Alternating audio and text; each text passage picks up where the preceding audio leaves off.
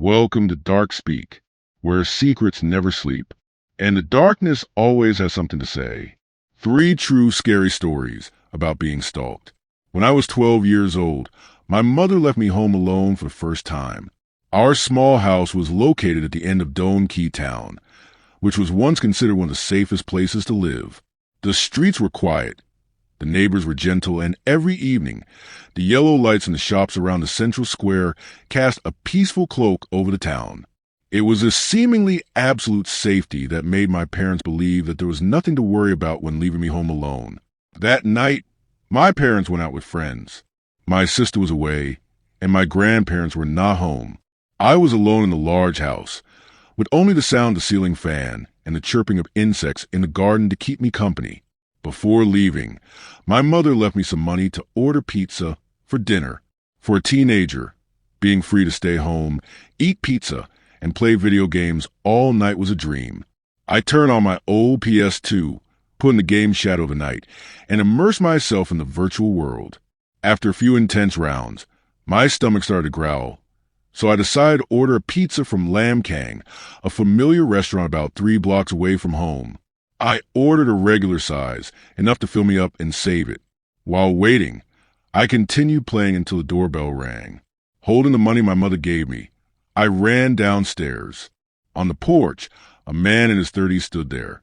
He had a bushy beard, a gaunt face, and dim eyes behind thick glasses.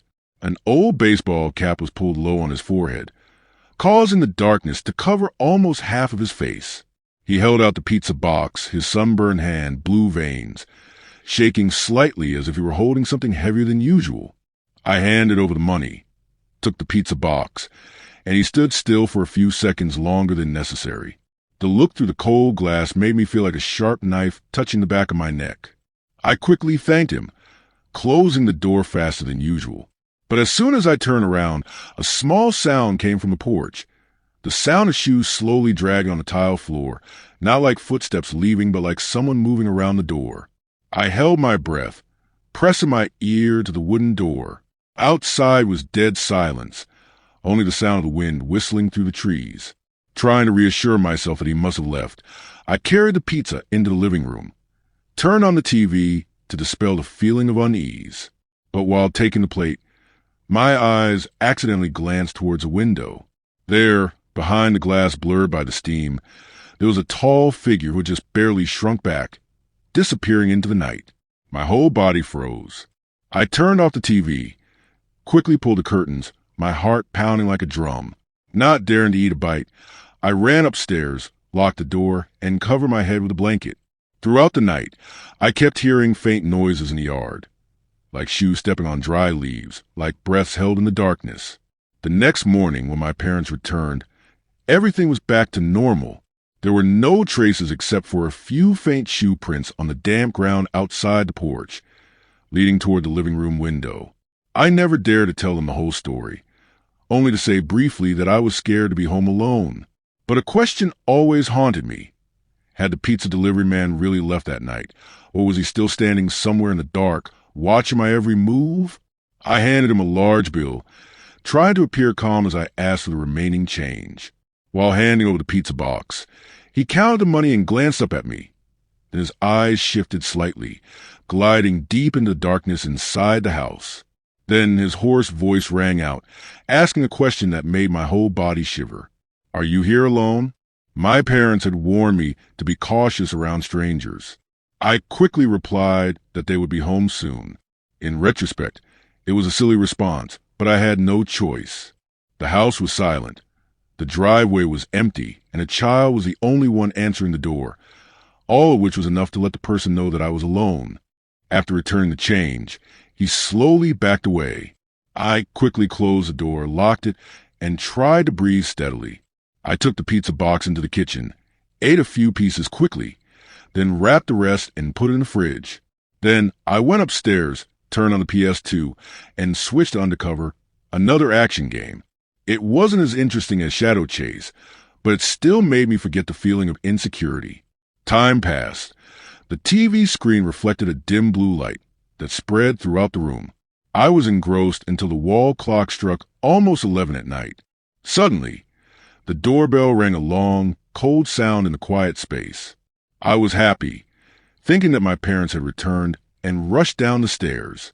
Standing in front of the door, I called out softly out of habit, "Dad, Mom?" But the answer made my blood freeze. A strange, deep, and drawn-out male voice came from outside. "Hey, I need your help with something." I hesitated and asked again, "Who are you?" The voice repeated, this time more firmly, that he just needed to use the phone for a moment. I stood there, frozen, not daring to open the curtains to look outside, because my instinct told me that if I ever laid eyes on that person, I would never forget him. Suppressing my fear, I turned and walked up the stairs, determined to ignore it. I knew that opening the door would be a terrible mistake. But as my feet touched the wooden steps, there was a loud bang, a rough fist pounding on the door, followed by a growl. "Wait, I need help." I stopped. That meant he had seen me. There was a small pane of glass above the door, just enough to let in the light from the porch. From where I stood, the man's head was clearly visible on the frosted glass. Although I couldn't see his eyes, I knew for sure that he was staring at me. Panicking, I rushed upstairs to my parents' room. The only landline was there. I shakily dialed my mother's cell phone number, unable to remember my father's. The line connected, and my mother's voice rang out, sounding sleepy, mixed with laughter and alcohol. I tried to stay calm, whispering through my choked throat that there was a strange man standing outside the door and wanted to come in. As soon as I whispered to my mother that there was a stranger standing outside the door, her voice changed immediately. The absent-mindedness from earlier disappeared, replaced by a sharp, clear, and worried tone. She asked me in a rush if I had accidentally answered the man or revealed that I was home alone. I was forced to confess that I had lied and said my parents were coming home soon, but he must have guessed the truth. My mother was silent for a moment, then asked if anyone else knew I was home alone. The image of the pizza delivery man with the beard and the scrutinizing eyes flashed in my mind. I gasped and replied that he had asked that question when he delivered the pizza. At the same time, the doorbell rang twice more, long and urgent. I almost screamed into the phone that he was still there, that he hadn't left. My mother immediately told me to lock the door, not to go out, and to stay in touch by phone. She and my father had left the restaurant to call the police on their own phones, while keeping my phone to my ear to reassure them. I nodded shakily, locked their bedroom door, and sat on the edge of the bed, listening for every sound. It was a hot night outside. The windows were all open to let in the breeze. That's why when the iron hinges on the backyard gate creaked slightly, I heard it clearly. It wasn't like the wind, but a deliberate sound. Slow, gentle, trying not to attract attention. I whispered to my mother, trembling, and she immediately told me to turn off all the lights and keep absolutely quiet. A terrifying thought flashed through my mind. What if he tried to climb into the study window? I stammered, but my mother whispered sharply, telling me to be quiet and just wait for police. Her voice was trembling, but she tried to keep calm so I wouldn't panic. I swallowed hard, closed my eyes, and forced myself to believe that everything would be okay. But then, from downstairs came a sound that made my blood freeze, clear, regular footsteps, stomping on the wooden floor. Someone was in the house. There was no doubt about it. I whispered to my mother immediately, and from the other end of the line came a scream. She was almost screaming something to the police, that someone had gotten into the house, that they had to come right away. Then she turned to me and told me, sobbing, to crawl under the bed and not make a sound. I did so, my heart pounding so hard I thought I could be heard. The darkness under the bed was thick, dust stuck to my face, but it was the only place I could hide. The heavy footsteps continued, this time coming up the stairs. Each creaking step felt like a knife stabbing into my chest. The stairs led straight to the hallway, where my sister and I slept. My parents' room was at the end of the row, near the side stairs. I heard the footsteps stop, just outside the door. Then silence. A long, suffocating silence. Then there was a sound like someone trying the doorknob. I clenched my jaw, my hand shaking as I held the receiver. On the other side, my mother was still whispering, her voice breaking, repeating over and over that the police were coming, that I couldn't move, couldn't say anything, until I heard them burst into the house. In that moment, pressed under the bed with the flimsy lock, the only thing separating me from the stranger, I understood what absolute fear was, a fear that was both unreal and naked, as if the darkness out there wanted not only to enter the house, but also to swallow my soul. Footsteps echoed in the hallway, heavy and drawn out, approaching the door where I was hiding. They stopped right in front of the bedroom door. Someone's hand was on the doorknob, twisting it once, then a few more times, trying to force the flimsy wooden door open somehow. The lock trembled violently. Then came a series of knocks. Not loud, threatening knocks, but soft, slow, probing taps. The person outside didn't say a word. There was only the cold, metallic sound of the doorknob being turned one last time before the footsteps turned away, clattering away down the hallway, then slowly sliding down the stairs, disappearing into the darkness of the lower floor. I lay still under the bed, my whole body tense, too afraid to breathe loudly. The phone was still pressed tightly to my ear, but I didn't dare whisper another word. Even the slightest noise could make him turn around. Time passed suffocatingly slowly. Then finally, my mother's voice whispered into the phone, hoarse but clear, that the police had arrived. I expected them to burst through the front door, but instead there was a series of heavy footsteps, mixed with the loud shout of a man who identified himself as a police officer, calling my name. I heard boots pounding on the wooden stairs, each step loud and clear, unlike the furtive sound before. When my mother allowed me to answer, I shakily unlocked the door. The door swung open, revealing 2 police officers standing directly in front of me, flashlights sweeping the room. Below, 2 more were searching the ground floor. They didn't have to break down the front door, because the back door had been left ajar, its hinges rattling in the wind. The sliding glass door at the back of the house was also thrown open, revealing that this was the way the stranger had entered. In a state of semi-consciousness, I was led down to the living room to give my statement. I told them everything from beginning to end, including the strange question the pizza delivery man had asked me. Meanwhile, my parents were still listening on the phone, their car screeching on the way back. When they arrived, only 2 officers remained to make a report. The report was carefully written down, with a reminder that further investigation would be conducted. I could only sit motionless like a shadow as they left. The next day, my parents decided to take me to Lamb Kang Pizza to clarify. They wanted me to point out the delivery man from a night before. But when I looked around, I saw no one who looked like the person standing in front of the house. My father immediately asked to see the manager. The middle-aged man came out, listened to the description, and said that the delivery man yesterday must be Hal, a long-time delivery man. When my father confirmed that it was Hal who had asked if I was alone, and then showed up at the house that night, the manager suddenly became serious. He said coldly that Hal had been delivering all night and could not possibly be the culprit, and then asked my family to leave the restaurant. The conversation turned into a heated argument.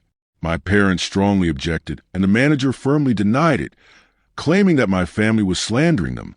As a result, they declared that they would never set foot in this pizza shop again.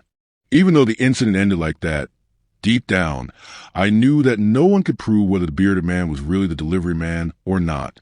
And to this day, every time I hear a sudden knock on the door at night, I still shudder to remember the eyes hidden behind the dark glasses, the gaze that followed me all night long.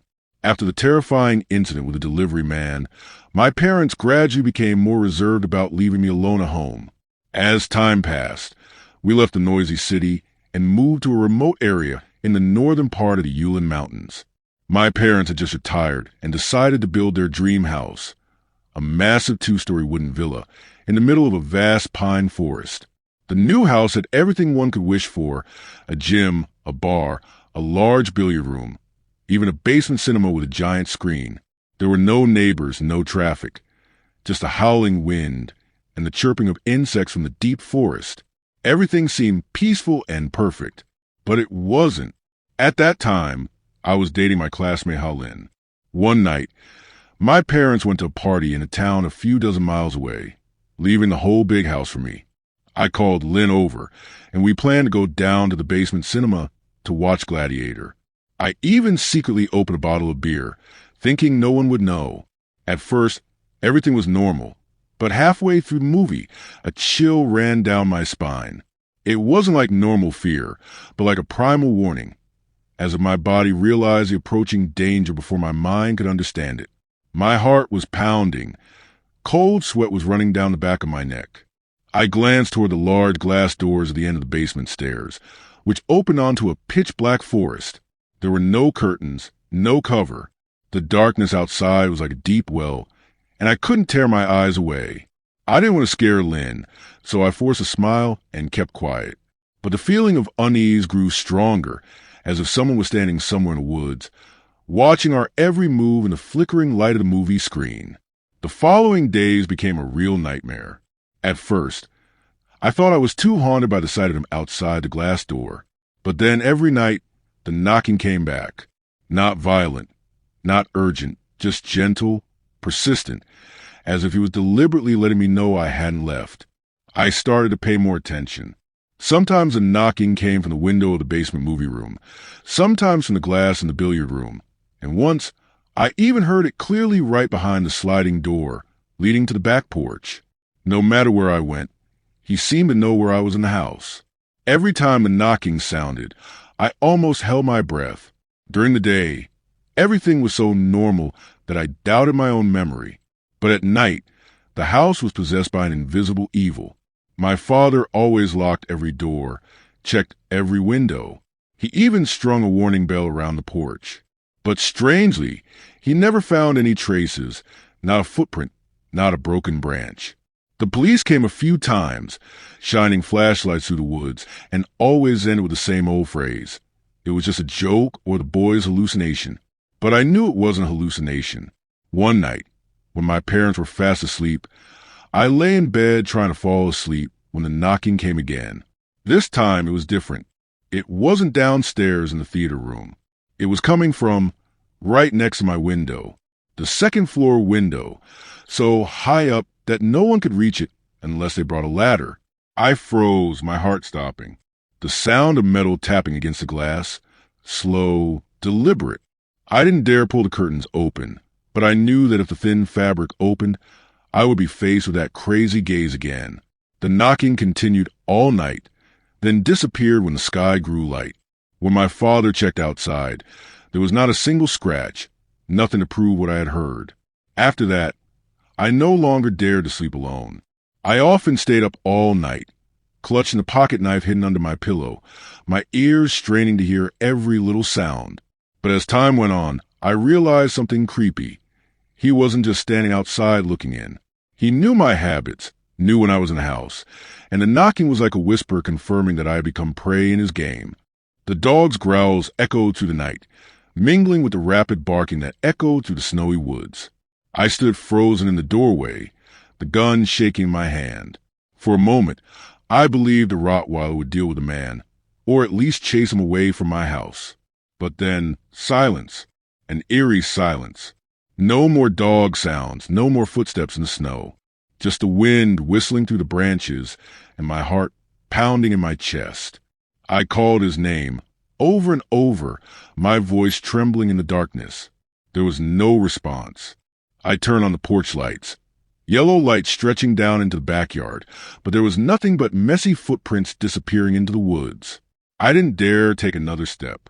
Instead, I locked the door, pulled all the curtains shut, and sat down on the floor, still clutching the gun.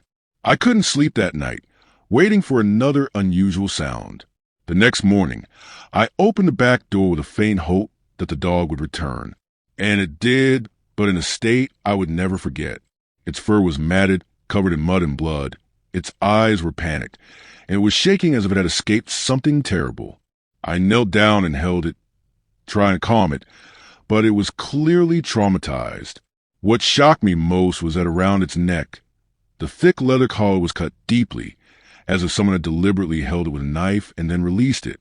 I told my parents everything as soon as they returned. They were silent for a long time.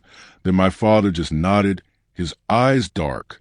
He didn't tell me, but I knew he believed that the man was more than just a homeless vagrant. He had a purpose, and that purpose revolved around this house, around me. The police were called again. They searched the woods, but again found nothing but crooked footprints in the snow, footprints that stopped abruptly, as if the man had disappeared into thin air. As night fell, I heard the knocking again. No longer soft, no longer tantalizing. This time it was a loud, forceful knock, as if he wanted to break through the glass and get in. I held my gun tightly, and the dog, though panicked, growled fiercely at the door. In that moment, I realized something chilling. He was not afraid of the gun, not afraid of the dog, nor afraid of being discovered. He was patient, persistent, like a predator enjoying a game with a small, cornered prey. And that game was not over. The sound rang out steadily. Tap, tap, tap, like someone was tapping a fingernail on the window glass. I held my breath, lay still, ears perked up. In the small room, everything was so quiet that I could hear my heart pounding. I tried to convince myself that it was just a branch hitting the window. But then I remembered, before I went to sleep, I checked outside. There was no branch long enough to touch the glass.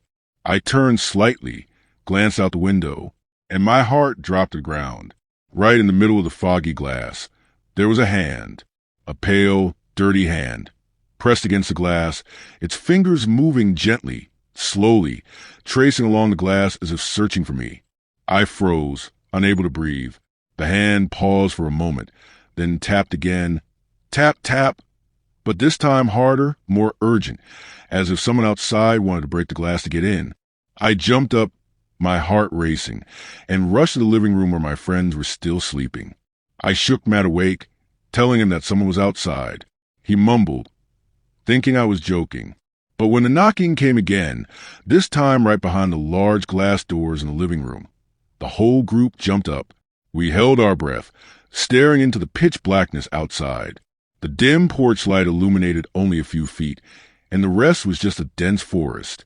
We couldn't see anything, but the knocking echoed throughout the cabin, moving from window to window, as if there were several people circling us. Sarah burst into tears, and Jess clutched my hand. Chris ran into the kitchen, intending to find something to protect himself, while Tyler pulled out his phone and found it had no signal. Then, from a yard, came a hoarse, twisted laugh, as if it came from deep in the throat of a lunatic. It echoed through the woods, into the cabin, paralyzing us all. No one dared to joke anymore. We knew that whatever was out there was no joke. We climbed into the car, all trembling, none of us daring to say a word. The forest road was pitch black, the headlights sweeping over fallen trees like giant shadows.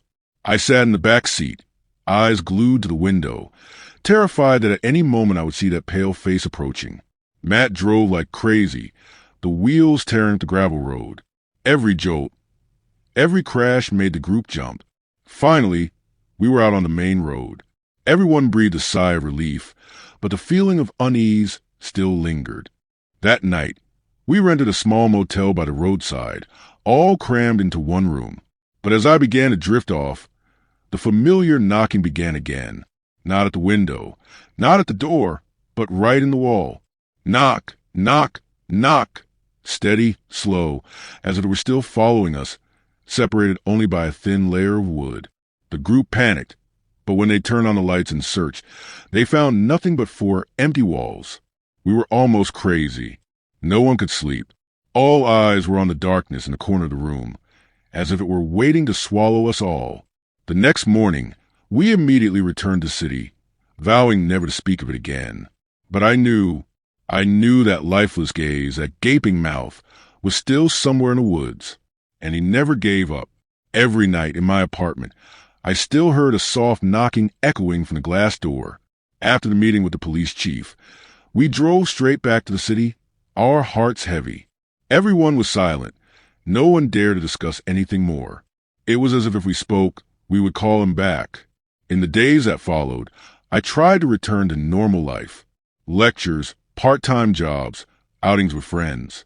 But at every moment, I still had the cold feeling that someone was watching me. Occasionally, I caught a glimpse of a person in the crowd, a face passing through a cafe window, or a long shadow on the sidewalk at dusk. Every time I turned around, there was no one. Then one evening, when I was in my dorm room, studying, I heard a knock. Not loud, not urgent. Just a steady, slow beat echoing from the fourth floor window. I froze. Outside was a dark void, no balcony, no stairs to climb. I went over and pulled back the curtains, trembling. For a brief moment, I saw a face press against the glass. Pale skin, staring eyes, and a gaping mouth as if trying to inhale my every breath. I screamed, turning on the light as bright as I could. When my roommate rushed in, there was no one there. From that night on, I didn't dare sleep with the curtains open. But sometimes, even with the curtains drawn, I could still hear that familiar knocking sound, echoing in the darkness. And I knew he had never left. A young college student and a group of friends rented a remote cabin in the woods to rest.